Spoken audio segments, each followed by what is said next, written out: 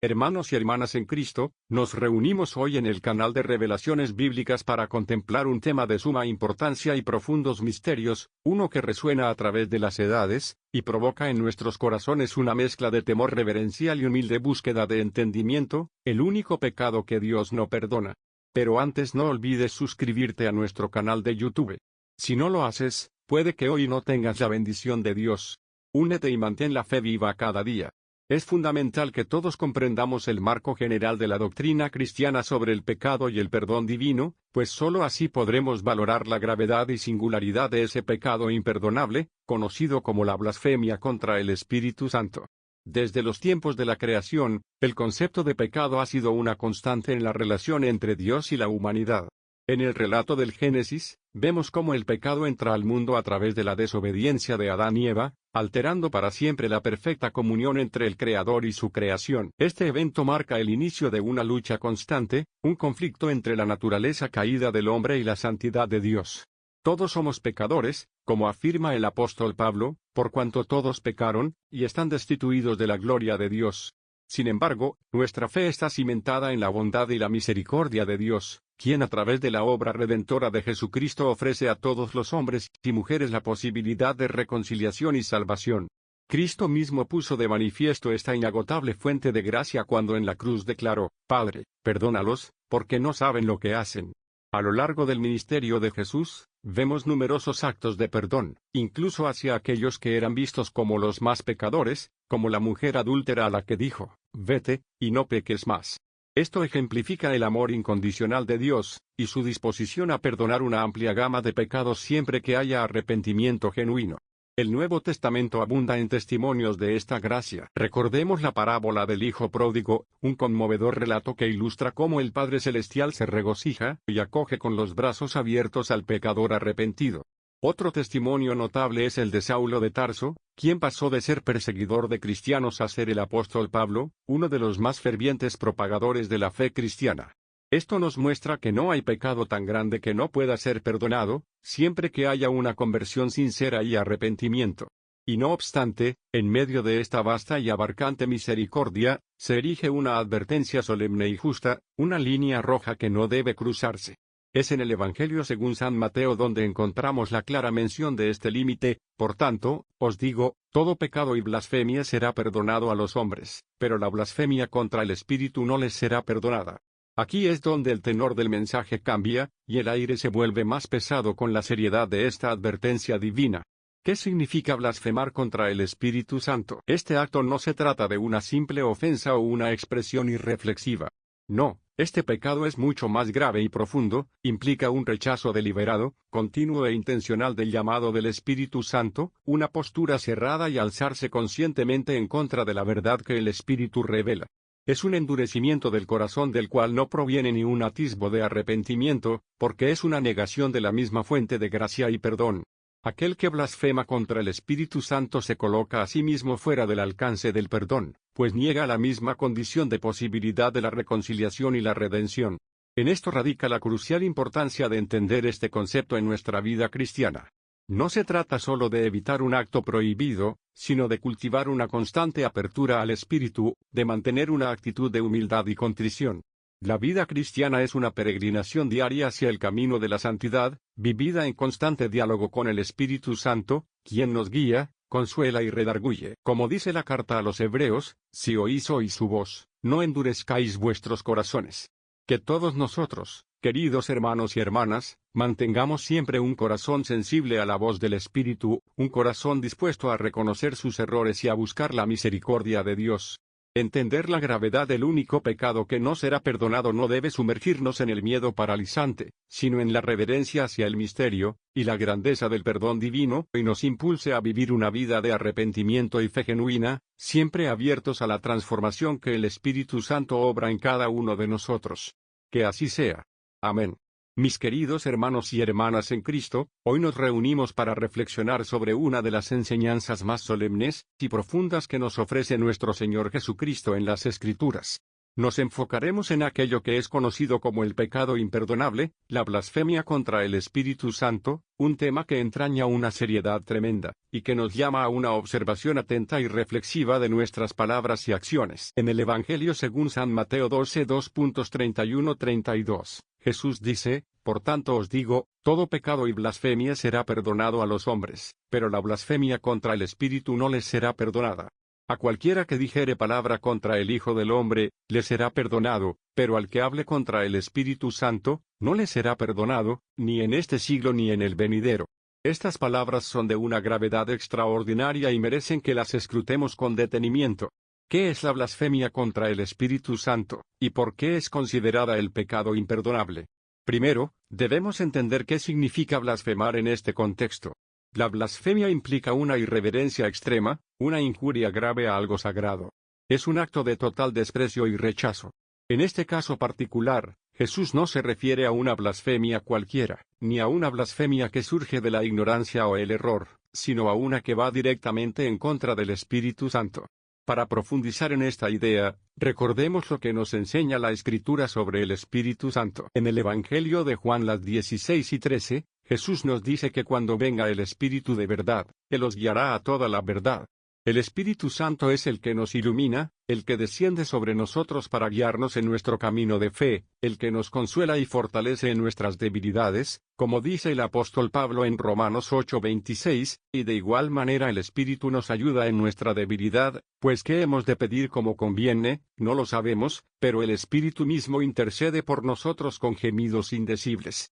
La blasfemia contra el Espíritu Santo, entonces, no es simplemente hablar mal de Él, sino rechazar deliberadamente la obra del Espíritu en nuestros corazones y vidas. Es atribuir al demonio lo que es obra de Dios, una actitud de rechazo consciente y obstinado hacia la verdad revelada por el Espíritu Santo. Este pecado implica una oposición tan radical a la gracia de Dios que cierra la puerta a la posibilidad de arrepentimiento y, por ende, al perdón. Debemos tener claro que cualquier otro pecado, por grave que sea, puede ser perdonado si hay verdadero arrepentimiento. En 1 Juan 1:2.9 se nos asegura: si confesamos nuestros pecados, Él es fiel y justo para perdonar nuestros pecados, y limpiarnos de toda maldad. Sin embargo, el corazón que blasfema contra el Espíritu Santo ha llegado a un estado de obstinación y dureza que rechaza incluso el arrepentimiento y la gracia salvadora de Dios. Ahora bien, ¿cómo podemos asegurarnos de no caer en este pecado tan terrible? La respuesta reside en la humildad, y la apertura a la acción del Espíritu Santo en nuestras vidas. San Pablo nos exhorta en Efesios 4:30, y no contristéis al Espíritu Santo de Dios, con el cual fuisteis sellados para el día de la redención.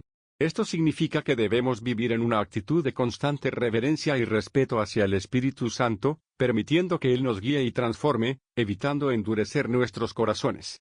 Quisiera hacer especial mención del caso de los fariseos, quienes, en su ceguera y dureza de corazón, atribuyeron los milagros de Jesús al poder de Beelzebú.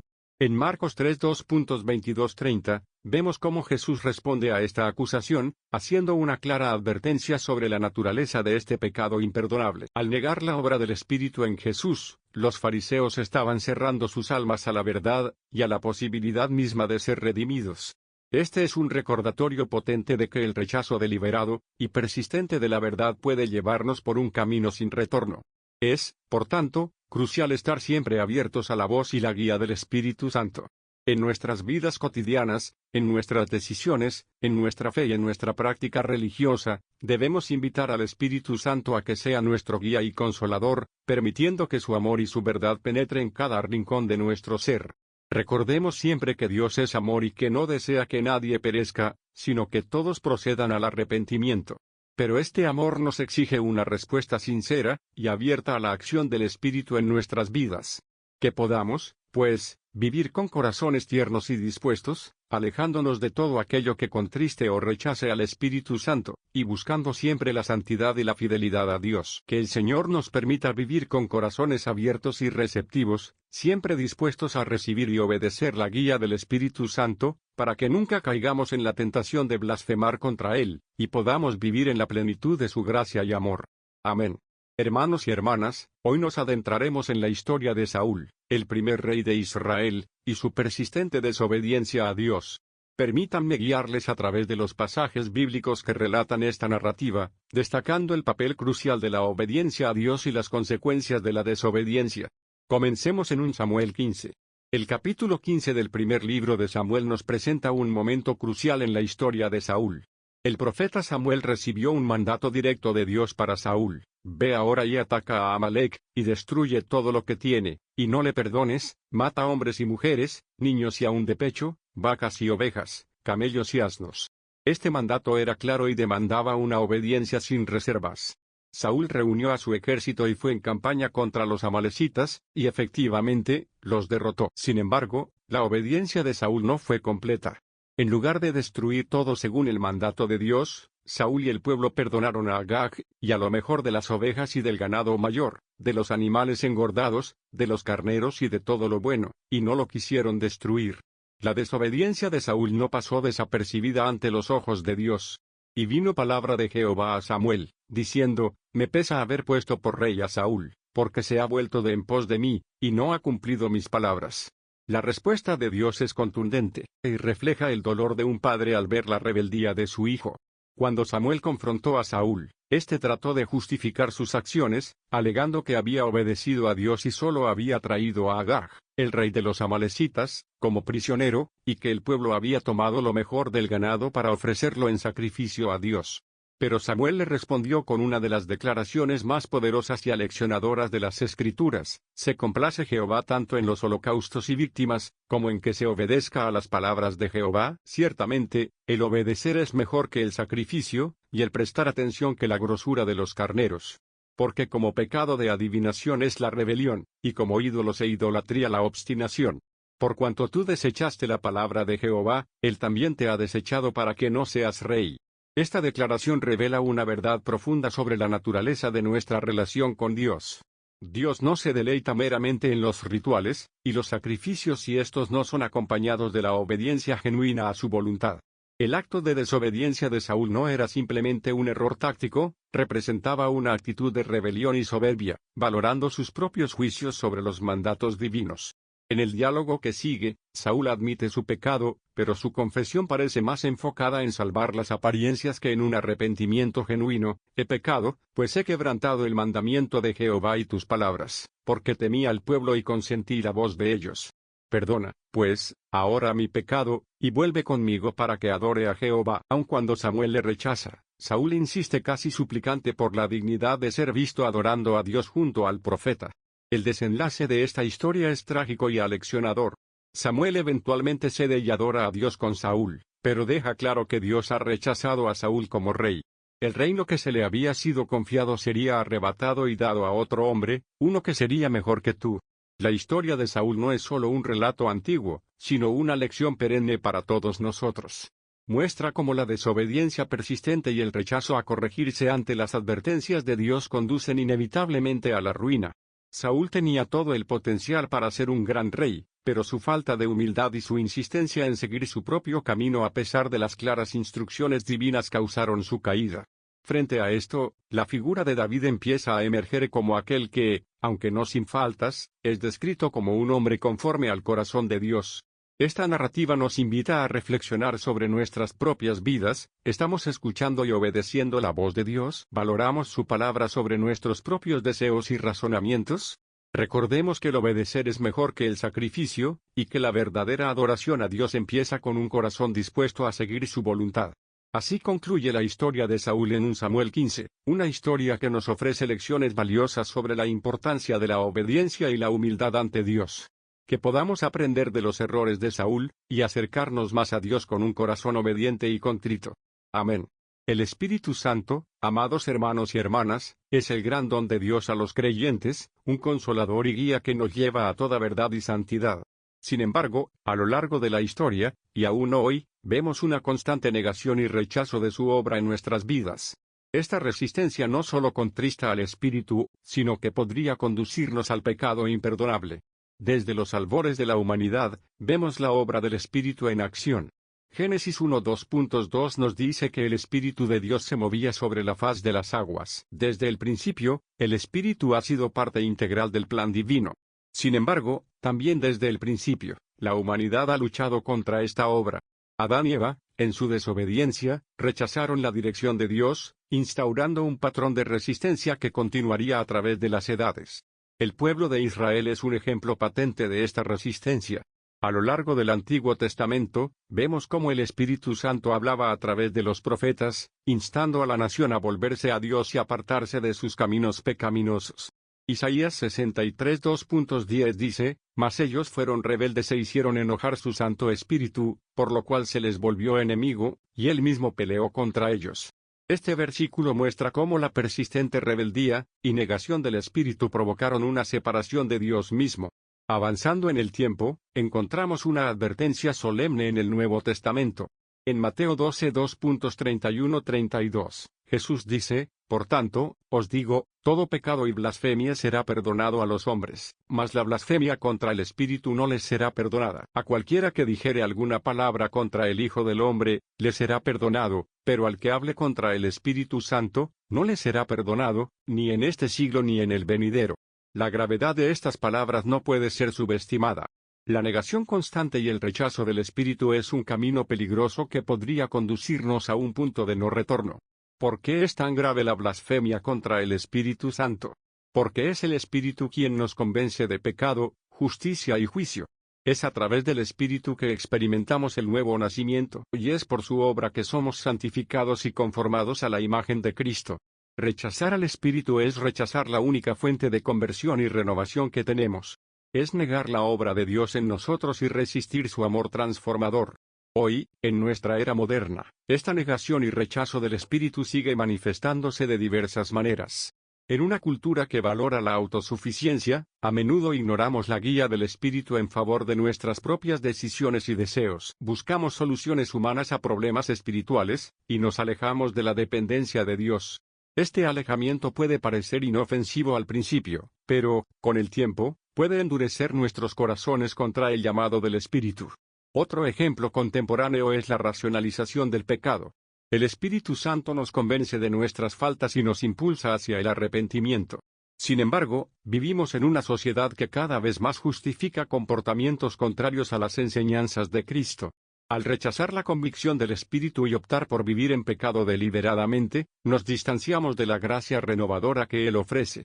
Quizás el ejemplo más trágico de esta negación es el de aquellos que han sido expuestos a la verdad del Evangelio y, sin embargo, eligen rechazarla. En Hebreos 6 2.4-6 se nos advierte, porque es imposible que los que una vez fueron iluminados y gustaron del don celestial, y fueron hechos partícipes del Espíritu Santo, y asimismo gustaron de la buena palabra de Dios y los poderes del siglo venidero, y recayeron, sean otra vez renovados para arrepentimiento, crucificando de nuevo para sí mismos al Hijo de Dios y exponiéndole a vituperio. Una vida de negación y resistencia continua puede llevarnos a un estado en el que es imposible ser renovados para arrepentimiento. Queridos hermanos y hermanas, este mensaje no es para infundir temor, sino para despertar conciencia. El Espíritu Santo está siempre presente, dispuesto a guiarnos, consolarnos y transformarnos. No peleemos contra Él, sino abramos nuestros corazones y dejemos que su obra se complete en nosotros. Así, evitaremos la trágica consecuencia de la negación constante, y viviremos en la plenitud de su gracia y verdad. Desarrolla un sermón extenso sobre el ejemplo del faraón en el libro de Éxodo. Habla sobre cómo su continuo endurecimiento del corazón ante los milagros de Dios, y las advertencias de Moisés llevó a su caída y destrucción. Utiliza Éxodo 7 y 11 como referencias. No introduzcas ni concluyas a los asistentes de la misa. En el libro de Éxodo, encontramos una de las narraciones más vívidas y poderosas de la Biblia, la historia de cómo Dios liberó a su pueblo de la esclavitud en Egipto mediante su siervo Moisés. Sin embargo, esta historia también revela la trágica tenacidad del faraón, cuyo corazón endurecido se negó a reconocer la autoridad y el poder del Dios de Israel. Este endurecimiento del corazón no solo llevó a su propia destrucción, sino que sumió a su pueblo en un sufrimiento inimaginable. Desde el inicio de este relato, en Éxodo 7, Dios ya había advertido a Moisés sobre la terquedad del faraón. Yo empero endureceré el corazón de faraón, y multiplicaré en la tierra de Egipto mis señales y mis maravillas. Y faraón no os oirá, mas yo pondré mi mano sobre Egipto. Aquí vemos que Dios sabía de antemano que el faraón resistiría su voluntad, incluso a pesar de los milagros que presenciaría. El primer milagro que Moisés y Aarón realizaron delante del faraón fue convertir una vara en serpiente. Pero el faraón, indomable y obstinado, convocó a sus magos, quienes replicaron el milagro con sus encantamientos. Aunque la vara de Aarón devoró las serpientes de los magos, el faraón continuó rehusándose a dejar ir al pueblo de Israel, tal como se nos dice, y el corazón de faraón se endureció, y no los escuchó, como Jehová lo había dicho. Este patrón se repite una y otra vez. Dios, a través de Moisés, enfrenta al faraón con una serie de señales y prodigios que van aumentando gradualmente en severidad. Primero, las aguas del Nilo se convierten en sangre, matando a los peces e impactando la vida diaria de los egipcios. Los magos de Egipto lograron hacer lo mismo con sus artes, y el corazón del faraón se endureció aún más. Luego vinieron las ranas, que invadieron todo el país. Cuando Faraón pidió que Moisés intercediera para que las ranas se fueran, y prometió dejar salir a los hijos de Israel, terminó incumpliendo su palabra al ver el alivio de la plaga, pero viendo el Faraón que le habían dado reposo, endureció su corazón, y no los oyó, como Jehová lo había dicho. Este es un ciclo que se repite plaga tras plaga: los piojos, las moscas, la enfermedad del ganado, las úlceras, el granizo, las langostas y las tinieblas. Cada vez, las advertencias y las consecuencias se vuelven más graves, y cada vez, el faraón parece inclinarse momentáneamente hacia la obediencia solo para regresar rápidamente a su obstinada negativa. Se nos muestra, claramente, cómo la dureza de corazón del faraón no solo afecta su destino sino también la vida de todos los egipcios. Por ejemplo, cuando viene la plaga de langostas, los siervos del faraón le imploran que deje ir a los israelitas antes de que Egipto sea devastado completamente. ¿Hasta cuándo ha de sernos este hombre un lazo? Deja ir a esos hombres para que sirvan a Jehová su Dios. ¿Acaso no sabes que Egipto está ya destruido? Sin embargo, los corazones endurecidos son ciegos a la sabiduría y la advertencia. Finalmente, tras la novena plaga de tinieblas, que cubrió Egipto de una oscuridad palpable durante 3 días, el faraón una vez más se niega a liberar al pueblo, aunque esta vez con una amenaza: no verás más mi rostro, porque en cualquier día que vieres mi rostro, morirás. La culminación viene con la 10ª y más devastadora plaga, la muerte de los primogénitos. Solo entonces, después de que todas las primicias de Egipto, desde los hijos del mismo faraón hasta los cautivos en mazmorras y los primogénitos del ganado, son golpeados por la muerte, finalmente cede. Pero incluso entonces, su arrepentimiento no era genuino. Poco después, persigue al pueblo de Israel hasta el Mar Rojo, donde encuentra su destrucción final. La historia del faraón es una advertencia clara y poderosa sobre los peligros del endurecimiento del corazón. No reconocer la mano de Dios en nuestras vidas, no acatar sus mandatos y rechazar su autoridad puede llevar a un camino de destrucción no solo para nosotros mismos, sino para aquellos que están a nuestro alrededor. Que podamos aprender de este ejemplo, y mantener nuestros corazones abiertos y receptivos a la palabra y la voluntad de Dios. Hermanos y hermanas en Cristo, nos reunimos hoy para reflexionar sobre un relato poderoso y a la vez inquietante que encontramos en el libro de los Hechos de los Apóstoles, capítulo 5, versículos 1 al 11. Se trata de la historia de Ananías y Zafira, un matrimonio que formaba parte de la primitiva comunidad cristiana en Jerusalén. Este pasaje nos ofrece una lección profunda sobre la gravedad de mentir al Espíritu Santo y las consecuencias que esta transgresión conlleva. La historia comienza con Ananías y su esposa Zafira tomando una decisión aparentemente generosa: vender una propiedad y donar el dinero a la comunidad de creyentes. Recordemos que en ese tiempo, los primeros cristianos vivían en comunión, compartiendo todos sus bienes. Como se describe en Hechos 4:2.32-35, la multitud de los que habían creído era de un corazón y un alma, y ninguno decía ser suyo propio nada de lo que poseía, sino que tenían todas las cosas en común. La comunidad estaba unida en un espíritu de amor y generosidad, cualidades esenciales en la vida cristiana. Sin embargo, Ananías y Zafira, aunque vendieron la propiedad, decidieron retener una parte del dinero, y solo entregar una porción a los apóstoles. Dios no les había exigido que entregaran todo el dinero; la venta y la disposición de los fondos eran decisiones voluntarias. No obstante, su pecado no radicaba en retener una parte del dinero, sino en intentar engañar a la comunidad y, lo que es aún más grave, mentirle al Espíritu Santo acerca de sus verdaderas intenciones. Leemos en Hechos 5:2.3-4, cómo el apóstol Pedro confronta a Ananías. Ananías, ¿Por qué ha llenado Satanás tu corazón para que mintieses al Espíritu Santo y sustrajeses del precio de la heredad? Reteniéndola, ¿no se te quedaba a ti? Y vendida, ¿no estaba en tu poder? ¿Por qué pusiste esto en tu corazón? No has mentido a los hombres, sino a Dios. En estas palabras, Pedro revela la realidad espiritual detrás del acto de Ananías. Este no fue simplemente un engaño a los apóstoles o a la comunidad, sino una ofensa directa contra Dios. El juicio de Dios es inmediato. Ananías, al escuchar estas palabras, cae al suelo y muere. La Escritura dice que vino un gran temor sobre todos los que lo oyeron. La severidad y velocidad del juicio divina subrayan la gravedad de su pecado. No mucho tiempo después, su esposa Safira entra y, sin saber lo que ha sucedido, mantiene la misma mentira. Pedro entonces le pregunta, «Dime, ¿vendisteis en tanto la heredad?» Y ella dijo, «Sí, en tanto». Pedro entonces le responde, «¿Por qué convinisteis entre vosotros en tentar al Espíritu del Señor? He aquí, a la puerta están los pies de los que han sepultado a tu marido, y te sacarán a ti». Inmediatamente, Safira también cae muerta. Este relato cala profundamente porque pone de manifiesto la seriedad con la cual Dios toma la verdad, y la pureza en la comunidad de creyentes. La mentira de Ananías y Safira no fue una simple transgresión social, fue una afrenta directa contra la santidad de Dios. En Juan 16:13, Jesús describe al Espíritu Santo como el Espíritu de verdad, quien guía a los creyentes hacia toda la verdad. Mentirle al Espíritu Santo es, por tanto, una violación directa del carácter de Dios, quien es verdad. Podemos extraer varias lecciones de la historia de Ananías y Safira. En primer lugar, se nos recuerda que la honestidad y la transparencia son pilares fundamentales en nuestra vida de fe y en nuestra relación con Dios. No importa cuán ocultas creamos que estén nuestras intenciones o acciones, Dios conoce nuestros corazones y nuestras mentes. En Proverbios 15:2.3, leemos que los ojos de Jehová están en todo lugar, mirando a los malos y a los buenos. Nada escapa a su vista.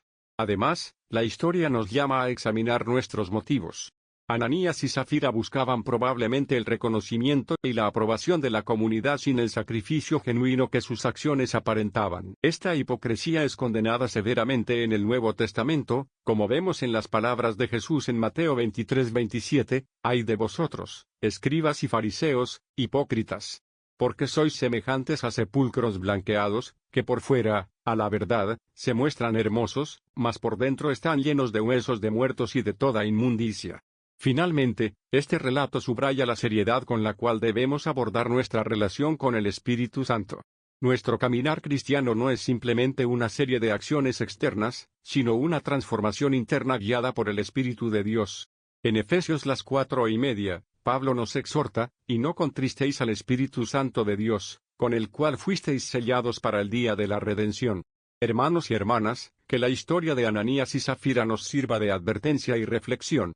Que busquemos siempre vivir en verdad, con corazones sinceros y motivados por el genuino amor y respeto a nuestro Señor. Que no caigamos en la trampa de la hipocresía y la mentira, sino que dejemos que el Espíritu Santo nos guíe en todas nuestras acciones y decisiones, viviendo vidas que exalten y glorifiquen a Dios en todo momento.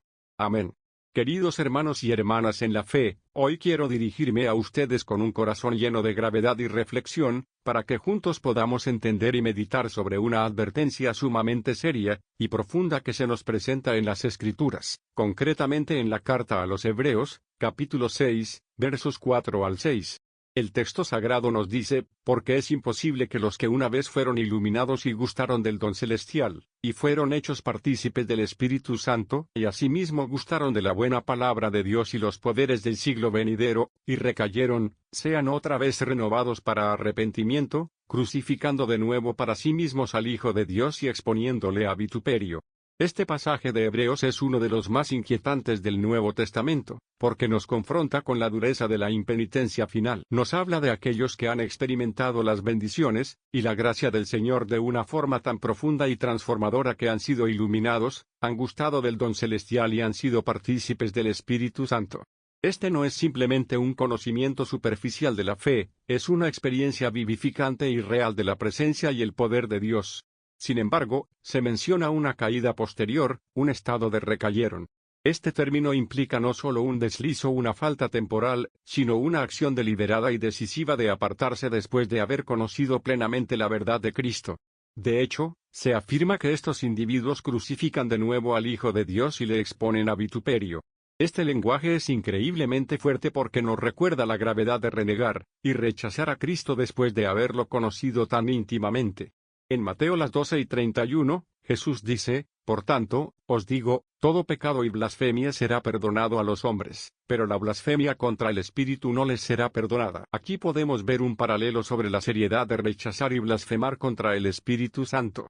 La imposibilidad de retorno al arrepentimiento no es porque Dios no sea misericordioso, sino porque estos corazones han llegado a endurecerse tanto que no desean volverse a Dios. Han llegado a un estado de impenitencia final. San Pablo nos advierte también en 1 Timoteo 4:1, pero el Espíritu dice claramente que en los postreros tiempos algunos apostatarán de la fe, escuchando a espíritus engañadores y a doctrinas de demonios. Este alejamiento deliberado y permanente de la fe no es simplemente un error, sino una verdadera apostasía, una traición a la verdad conocida y amada. Es crucial, entonces, que comprendamos esta advertencia no solo en términos de temor, sino de reflexión profunda sobre nuestra propia caminata espiritual. La impenitencia final que nos lleva a un estado de perdición es dolorosa no solo para nuestra alma, sino para el corazón de Dios, quien desea que todos procedan al arrepentimiento. El autor de Hebreos nos alerta sobre el peligro del autoengaño, de creer que podemos retornar a Cristo en cualquier momento sin consecuencias. Esta advertencia es una llamada urgente a vivir vidas de constante y genuino arrepentimiento, a permanecer firmes en nuestra fe, y a perseverar hasta el fin como nos exhorta Jesús en Mateo 24:13, mas el que persevere hasta el fin, éste será salvo. En suma, debemos escuchar esta advertencia con un corazón abierto y contrito, no solo para temer, sino para buscar continuamente la gracia que nos permite perseverar. A través de una vida de comunión constante con Dios, de inmersión en su palabra, y de una comunidad de fe que nos apoye y exhorte, podemos resistir las tentaciones y peligros de la apostasía. Así que, hermanos, examinemos nuestras vidas, acerquémonos a Dios con humildad y firmeza, sabiendo que Él es fiel y justo para perdonar nuestros pecados y limpiarnos de toda maldad. 1 Juan 1:9, cuando verdaderamente nos volvemos a Él. Que esta advertencia en Hebreos nos motive a una vida de constante renovación y arrepentimiento, para que podamos permanecer en el amor y la gracia de nuestro Señor Jesucristo. Amén. Desarrolla un sermón extenso sobre la apostasía, el acto de abandonar y rechazar conscientemente la fe en Jesucristo. Usa pasajes como Hebreos 10:2.26-27 para hablar sobre la seriedad de renunciar a la fe deliberadamente. No introduzcas ni concluyas a los asistentes de la misa. Queridos hermanos y hermanas, hoy nos reunimos para reflexionar sobre un tema de suma importancia y gravedad espiritual: la apostasía, el acto de abandonar y rechazar conscientemente la fe en Jesucristo. Es un tema que nos invita a una profunda introspección, a examinar nuestras vidas y nuestra relación con Dios. La apostasía es uno de los actos más serios que una persona puede cometer contra el Señor, y las Sagradas Escrituras nos advierten claramente sobre sus consecuencias.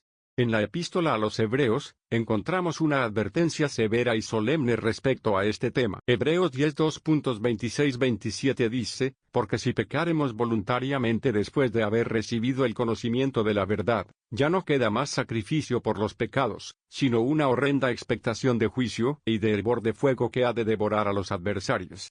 Estas palabras no son ligeras, son una seria advertencia sobre la seriedad de abandonar la fe en Jesucristo una vez que se ha conocido la verdad. Imaginemos por un momento lo que implica haber recibido el conocimiento de la verdad. Significa que hemos sido iluminados por el Espíritu Santo, hemos conocido el Evangelio de Jesucristo y experimentado su amor y misericordia. Hemos participado de los sacramentos, hemos sido testigos de la gracia de Dios en nuestras vidas y en las vidas de otros. Ahora bien, escoger apartarse de esa verdad, rechazarla y vivir una vida en pecado deliberado, es algo que la Escritura no toma a la ligera. El apóstol Pedro también nos advierte sobre el peligro de la apostasía en su segunda epístola. En 2 Pedro 2:20-21, dice: ciertamente, si habiéndose ellos escapado de las contaminaciones del mundo, por el conocimiento del Señor y Salvador Jesucristo, enredándose otra vez en ellas son vencidos, su postrer estado viene a ser peor que el primero. Porque mejor les hubiera sido no haber conocido el camino de la justicia, que después de haberlo conocido, volverse atrás del santo mandamiento que les fue dado. Aquí Pedro nos deja claro que el estado final de aquellos que caen en apostasía es peor que si nunca hubieran conocido a Cristo. Es una advertencia tan clara como aterradora. El libro de los Proverbios también toca este tema en su sabiduría milenaria. Proverbios 26 2.11 nos dice, como perro que vuelve a su vómito, así es el necio que repite su necedad. Este versículo nos muestra la insensatez, y la grave consecuencia de volver atrás una vez que hemos sido liberados del pecado por medio de Jesucristo. Así como sería insensato para un perro volver a su vómito, así de insensato y destructivo es para un cristiano volver a una vida de pecado y rechazar la fe en Jesús. Jesucristo, nuestro Señor y Salvador, también habló claramente sobre la importancia de perseverar en la fe hasta el final. En el Evangelio según Mateo, Jesús dijo, «Mas el que persevere hasta el fin, éste será salvo». La perseverancia en la fe no es opcional, es un mandato de Dios. No es suficiente comenzar bien la carrera cristiana, debemos terminarla. Debemos correr con paciencia y fidelidad, sabiendo que hay un gran premio esperándonos al final. Regresando a Hebreos, en el mismo capítulo 10, el escritor asegura que Dios no toma con ligereza deliberada el rechazo de su Hijo. Hebreos 10:29 dice, «¿Cuánto mayor castigo pensáis que merecerá el que pisoteare al Hijo de Dios, y tuviere por inmunda la sangre del pacto en la cual fue santificado, e hiciere afrenta al Espíritu de gracia?» Estas palabras son profundas y severas, revelan que la apostasía no solo es una traición a Jesucristo, sino también una afrenta directa a la gracia y al amor del Espíritu Santo. Quizás algunos se pregunten, ¿qué lleva a una persona a cometer apostasía? Puede haber varias razones: el amor al mundo, la persecución, la falta de raíces profundas en la fe, el engaño de falsas doctrinas, entre otras. El mismo Jesús nos advirtió sobre esto en la parábola del sembrador. En Mateo 13 2.20-21, Él explicó, «Y el que fue sembrado en pedregales, este es el que oye la palabra, y al momento la recibe con gozo, pero no tiene raíz en sí, sino que es de corta duración, pues al venir la aflicción o la persecución por causa de la palabra, luego tropieza». Aquí, Jesús nos muestra que una fe superficial, sin raíces profundas en el conocimiento de Dios y su palabra, es susceptible a desvanecerse bajo presión. No obstante, debemos recordar que nuestro Dios es misericordioso y su gracia es suficiente para sostenernos.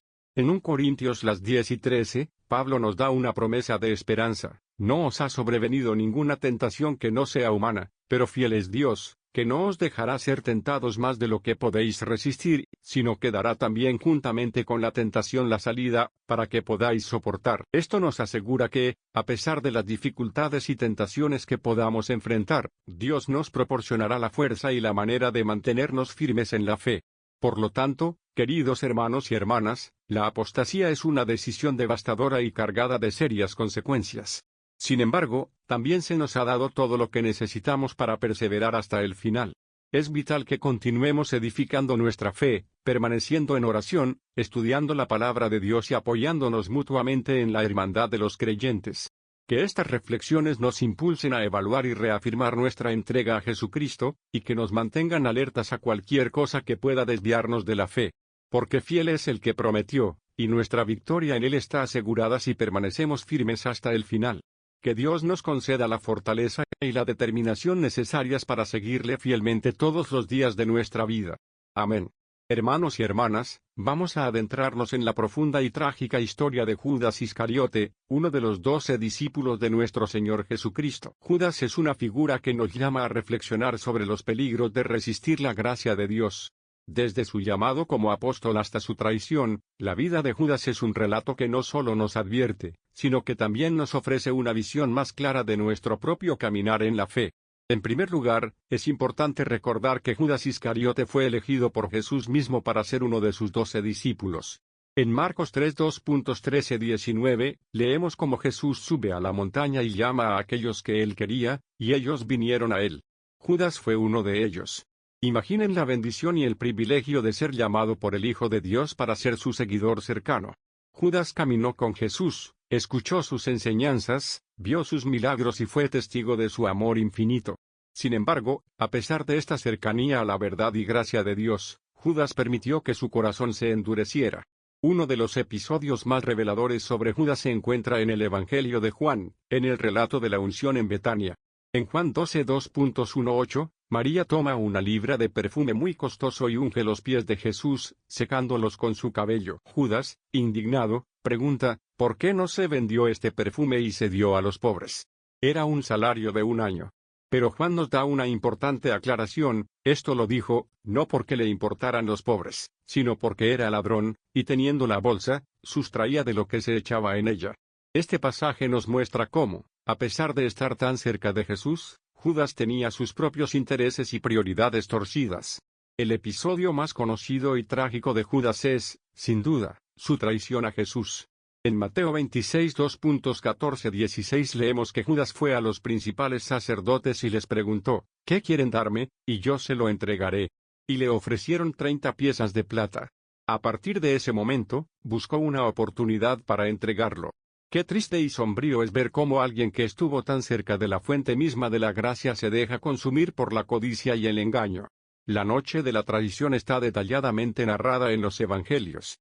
En Lucas 22 2.47-48, mientras Jesús aún hablaba, llegó Judas, uno de los 12, y con él una multitud. Se acercó a Jesús para besarle, pero Jesús le dijo: Judas, ¿con un beso entregas al Hijo del Hombre?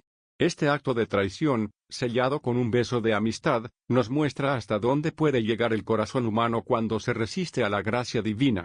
La historia de Judas no termina con la traición, sino que sigue hacia un desenlace aún más trágico. En Mateo 27 2.35 leemos que Judas, viendo que Jesús había sido condenado, se arrepintió y devolvió las 30 piezas de plata a los principales sacerdotes y a los ancianos, diciendo: yo he pecado entregando sangre inocente. Pero ellos dijeron: ¿qué nos importa a nosotros? Allá tú. Y arrojando las piezas de plata en el templo, se fue y se ahorcó. Este acto de desesperación final nos muestra a un hombre que, habiendo resistido la gracia de Dios, no pudo encontrar el camino de regreso. No buscó el perdón, sino la autodestrucción. La historia de Judas Iscariote es una advertencia para todos nosotros.